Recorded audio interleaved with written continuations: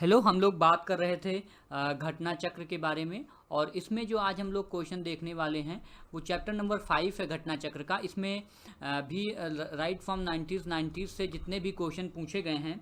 और वो चैप्टर, इससे पहले हम लोग प्रियम्बल देख रहे थे और गवर्नेंस से रिलेटेड जितने भी क्वेश्चन होंगे या गवर्नेंस सिस्टम जो है उससे रिलेटेड लगभग 50 क्वेश्चन हम लोग देखेंगे आने वाले सेगमेंट में। जैसे पहला क्वेश्चन है आपके सामने है, which one of which one is the most prominent element of state.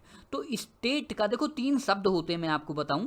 जब भी आप यूरोपियन हिस्ट्री पढ़ेंगे, ठीक है, जैसे जो ये कॉन्सेप्ट ऑफ नेशन स्टेट आया है या कॉन्सेप्ट ऑफ सिटी स्टेट आया है, ये यूरोपियन हिस्ट्री से आया है। आपको पता है सबसे पहले फ्रेंच रेवोल्यूशन ही हुआ था, वहीं से जनरली इक्वालिटी, फ्रेटर्निटी और ये सब बातें उठती हैं। फिर कई सारे और देश प्रभावित होते हैं।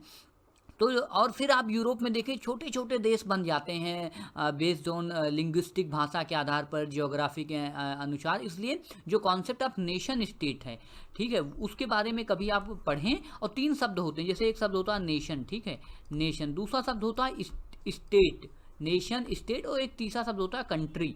इसमें तीनों में बहुत बड़े बड़े डिफरेंसेस हैं। जनरली हम इसको साइमल्टेनियसली यूज़ कर लेते हैं, बट ऐसा होना नहीं चाहिए। नेशन देखो क्या है, नेशन से ही एक शब्द बनता है नेशनलिज्म, जो काफ़ी ज़्यादा न्यूज़ में रहता है in context of Indian contemporary type, present time की बात करें तो हम लोग। अब नेशन क्या होता है, एक तरह का इमोशन होता है। ये इमोशन होता है, ये इंटेंजिबल होता है, जिसको हम देख नहीं सकते हैं। ठीक है, हम अपने देश को प्यार करते हैं, हमें लगता है कि हमारा देश कितना महान है, कितना बड़ा है, कितना तो ये एक नेशनल एक इमोशन होता है, इंटेंजिबल होता है। ठीक है, तो एक इमोशन होता है। आप यहाँ पर बैठे हो तो हो सकता है आपका देश जो है वो पूरी दुनिया में छाया है आपके लिए, तो आपका देश वहाँ तक फैला हुआ है। आपका जो नेशन है वो अमेरिका, यूरोप, साउथ अफ्रीका, कहीं भी हो सकता है। अगर कोई इंडियन आपको वहाँ पर अच्छा कर रहा है तो वहाँ पर भी आपकी फीलिंग होगी। ठीक है, इसी तरह एक स्टेट टर्म है। स्टेट देखो पॉलिटिकल साइंस का टर्म है, ठीक है, स्टेट पॉलिटिकल साइंस का टर्म है।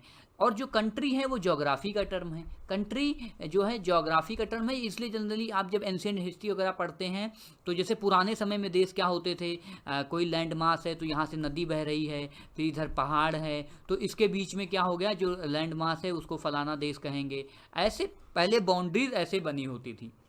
लेकिन जब से ये स्टेट आया, ठीक है, स्टेट फिर क्या है, स्टेट क्या है, इसीलिए पूछा गया है एलिमेंट ऑफ द स्टेट। अब इसमें देखो, जो वैसे तो अपने कॉन्स्टिट्यूशन की बात करोगे तो आर्टिकल 12, ठीक है, आप इसको पढ़ें लक्ष्मीकांत खोल करके, चैप्टर नंबर फंडामेंटल राइट वाला जो चैप्टर है, सबसे पहले उसमें आर्टिकल 12 के बारे में डिस्कस किया गया है। लेकिन वो तो उस स्टेट के बारे में है जो आज हम लोग बात करते हैं, सेंटर और स्टेट वाला वो स्टेट है। 2 स्टेट भी होते हैं, स्टेट में भी एक स्टेट होता है जो सेंटर और स्टेट, जिसे राज्य कहते हैं, ठीक है। लेकिन ये जो यहाँ पर स्टेट के बारे में पूछा गया है, वो स्टेट एक बृहद टर्म है, ठीक है, पॉलिटिकल साइंस का, जिसका मतलब होता है कि हाँ कोई देश, ठीक है, जब भी एक ऐसा देश जिसके पास क्या होगी, अपनी एक पॉपुलेशन होगी, उसकी अपनी एक टेरिटरी होगी, उसका अपना एक गवर्नमेंट होगी, ठीक है, उसको क्या कहते हैं, स्टेट कहते हैं। लेकिन इसमें जो सबसे इंपॉर्टेंट सेगमेंट है, अब आपसे मैं पूछूं 1947 तक क्या भारत के पास ये तीनों चीज़ें थी? हाँ बिल्कुल थी। गवर्नेंस भी होता था, टेरिटरी भी थी, पॉपुलेशन भी थी। लेकिन इंडिया उस समय स्टेट नहीं था। क्यों नहीं था? क्योंकि इंडिया के पास एक बहुत इंपॉर्टेंट एलिमेंट नहीं था, उसको कहते हैं सॉवरनिटी।